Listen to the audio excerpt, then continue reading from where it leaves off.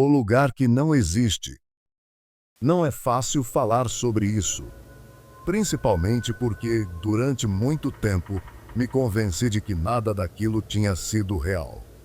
Mas agora eu me pergunto se não passei todos esses anos tentando apagar da memória o que, na verdade, sempre esteve lá, à espreita. Vivo no Arizona há 15 anos. Tenho vizinhos, um emprego razoável, uma rotina normal. Mas antes disso, minha vida era completamente diferente. Passei minha infância numa cidadezinha que nem sei ao certo onde ficava. Nem sei se era mesmo nos Estados Unidos. Poderia ser qualquer lugar, ou nenhum. Só me lembro do nome, Puimpini. Morei lá até completar 10 anos. E logo depois do meu aniversário, no calor sufocante de um verão que parecia interminável, minha família se mudou. Sem explicações, sem despedidas, sem jamais olhar para trás. Meus pais, bom, eles agiram como se Puimpini nunca tivesse existido. E, honestamente, acho que para eles realmente não existiu. Nunca mais falaram no assunto. Nunca mencionaram nomes, ruas, rostos. Nada. Como se a cidade tivesse evaporado, ou pior, como se nunca tivesse sido de verdade. E eu não os culpo. Eu vi o esforço. Vi como eles suavam frio ao ouvir qualquer coisa que lembrasse aquele lugar. Aprendi rápido a evitar o assunto. Na escola, quando alguém perguntava de onde eu vinha, eu só dizia: de uma cidade pequena que ninguém conhece. Simples, eficaz, falso, mas necessário. Felicity, minha irmã mais velha, levou mais tempo para entender as regras. Poucos meses após a mudança, ela recebeu um trabalho escolar sobre nossas origens. Ingênua, talvez esperançosa, escreveu sobre nossa infância em Puimpini. Descreveu a vizinhança, a floresta ao redor e até o cheiro das manhãs frias. Nossa mãe encontrou o caderno na véspera da entrega. Não disse nada. Saiu para o quintal e o queimou inteiro, folha por folha. Quando Felicity voltou da escola naquele dia, foi direto para o quarto com nossos pais. As paredes abafavam mal os sons. Eu estava no corredor. Eu ouvi os gritos. Ela chorava, gritava. Depois, só silêncio. Naquela noite, jantamos em silêncio. E nunca mais se falou em Puimpini, exceto por mim. Agora, não sei por que estou lembrando disso tudo. Talvez seja porque meu pai morreu há poucos dias. Ou porque, desde então, minha mãe não disse uma palavra sequer. Nada. Nem lágrimas. Nem dor. Ela simplesmente embalou as cinzas dele e mandou para algum lugar. Disse que o destino não era da minha conta. Mas eu sei. Ou acho que sei. Tenho quase certeza que ela enviou para lá. Para Puimpini. Desde então, pequenas lembranças começaram a escorrer pelas rachaduras da minha mente. Coisas que pareciam banais. Detalhes que ignorei. Agora fazem sentido. Ou talvez nunca fizessem. Mas tem peso. Lembro, por exemplo, da padaria Puimpini. Um lugar aconchegante, cheio de cheiro de canela e pó de farinha. O dono, o S.E. Terrance, sempre sabia o que você ia pedir. Mesmo que fosse sua primeira vez ali. Ele só sorria e entregava. As crianças diziam que ele era mágico. Ele lê mentes, murmurava uma colega de escola certa vez. Mas o mais bizarro era o pagamento extra. Sempre que comprava algo, Você tinha que deixar uma peça de roupa antiga, uma peça usada, algo que não servia mais. Havia uma enorme caixa de madeira ao lado do caixa. Dentro, sapatinhos de bebê, meias furadas, macacões com cheiro de guardado. Ninguém achava estranho. Era só o jeito que as coisas funcionavam por lá. Se isso te parece esquisito, espere. As coisas mais perturbadoras de Puenpine ainda estavam por vir. Havia um costume, uma regra que todos obedeciam sem fazer perguntas. No dia do seu aniversário, não importava quantos anos você estivesse completando, havia um ritual. Antes do café, dos parabéns ou dos presentes, você ia ao laboratório de Puenpine. Ali, tiravam seu sangue. Sim, todos. Sem exceção. Crianças de 3, 4, 5 anos. Pais apressados, professores em fila. Todos iam sorrindo, sem saber exatamente o que estavam procurando. Nunca nos explicavam. Apenas diziam: "É pro seu bem, querido", repetia a enfermeira, enfiando a agulha com o mesmo sorriso todo ano. E então havia a hora. A maldita hora marcada. 8h13 da manhã. Não era 8 horas. Nem 8h15. 8h13, exatamente. Foi assim durante todos os anos em que vivi lá. Nesse horário, os alto-falantes espalhados pela cidade, nos postes, nos telhados, até nas árvores, soltavam um som. Não era música. Não era um anúncio. Era uma sirene. Aguda, estridente, que fazia as janelas vibrarem. E, quando ela soava, tudo parava. Os adultos corriam para os quartos. As portas batiam com força.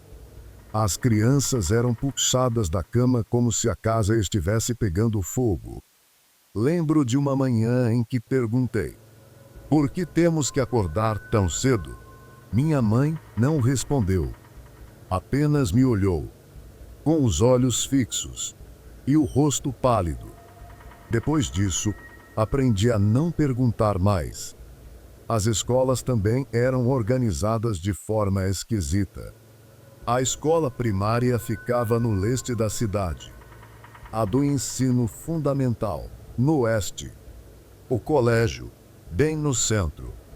E a universidade, sozinha, no alto de uma colina ao sul, cercada por uma cerca de ferro escuro. Tudo perfeitamente dividido. Como se cada um de nós estivesse sendo conduzido para algum lugar conforme crescia. É o nome. Sempre o mesmo. Não importava o lugar. Puenpine Escola, Puenpine Café, Puenpine Mercado, Puenpine Lanchonete. Parecia que a cidade queria se lembrar de si mesma. Como se tivesse medo de desaparecer. Mas o que realmente me tirava o sono era a parada. A parada mensal de Puenpine. Acontecia todos os meses. Sem falha. Mas nunca no mesmo dia. Sempre era anunciada. Do mesmo jeito. Com uma música que ninguém conseguia cantar depois. Uma melodia. Infantil, quase uma canção de niná, mas com algo torto, deslocado.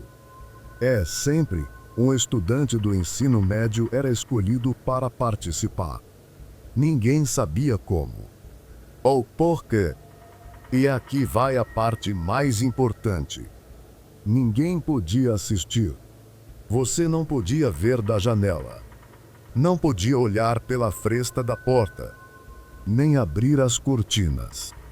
Nunca, em hipótese alguma, olhe para a parada. Diziam os professores. Se ouvir o canto, corra. E tranque as portas.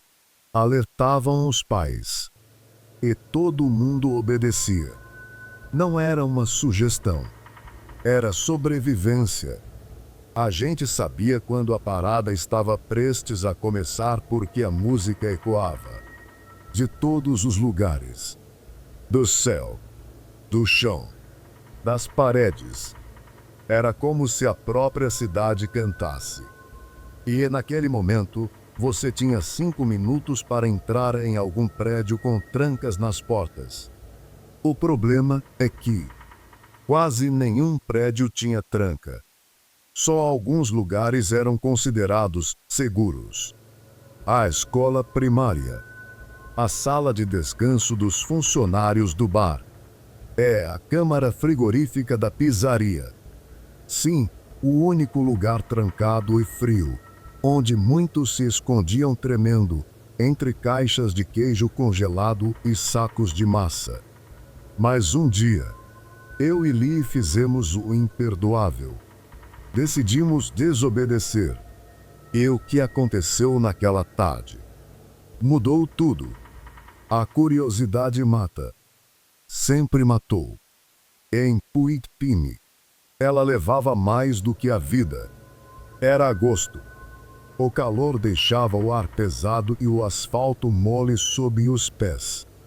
Eu e meu amigo Lee já vínhamos conversando sobre aquilo há semanas. Sobre a parada. Sobre o que acontecia com quem era escolhido. Principalmente, sobre o que não podíamos ver. Eles estão escondendo alguma coisa da gente, dizia Lee, quase sempre cochichando, como se alguém pudesse ouvir. E se for só uma peça? Um teatro bizarro? Arrisquei um dia, sem muita convicção. E se for real? Se for por isso que ninguém pode assistir, ele devolveu. E foi assim que decidimos. A gente ia ver a parada. Nem que fosse a última coisa que veríamos. Não sabíamos exatamente quando ela aconteceria.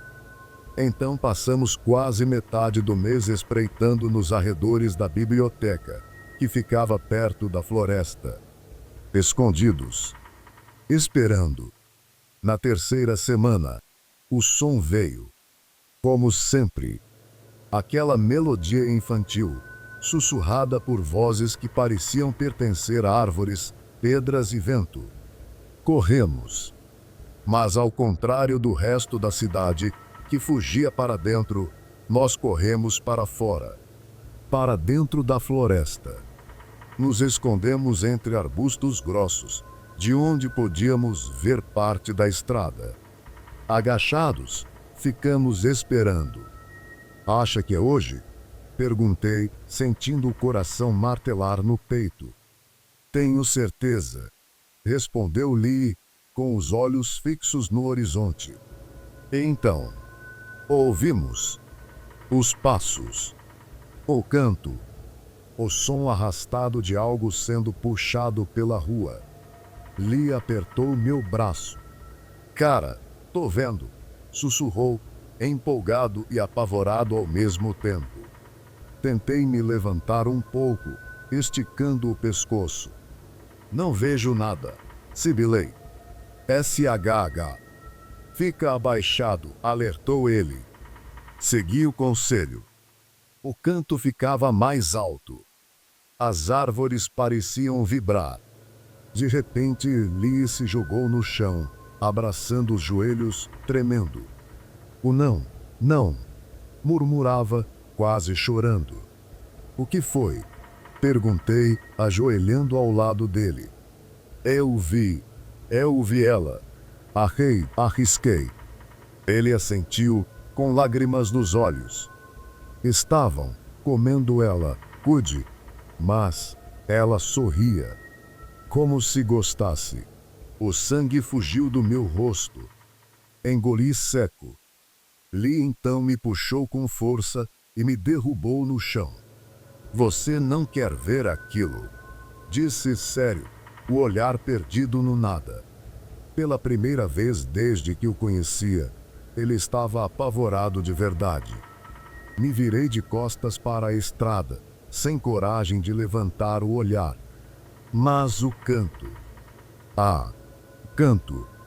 Estava dentro da minha cabeça agora. Então, escutei. Rude, chamou uma voz doce, feminina, familiar. Não olha, sussurrou Lee, encolhido ao meu lado. Rude, Rude, repetiu a mesma voz, agora com o timbre exato de rei. Olha pra gente, Rude. Fechei os olhos com força. Não queria. Não podia. As vozes dançavam dentro da minha mente, misturando-se ao som das folhas e do vento. Lee começou a uivar. Não gritar. Uivar. Como um animal ferido. Agentei firme. Olhos fechados, mãos no chão. Me sentindo cada vez mais pequeno. Inútil. Minutos depois. Silêncio. Então, portas se abrindo.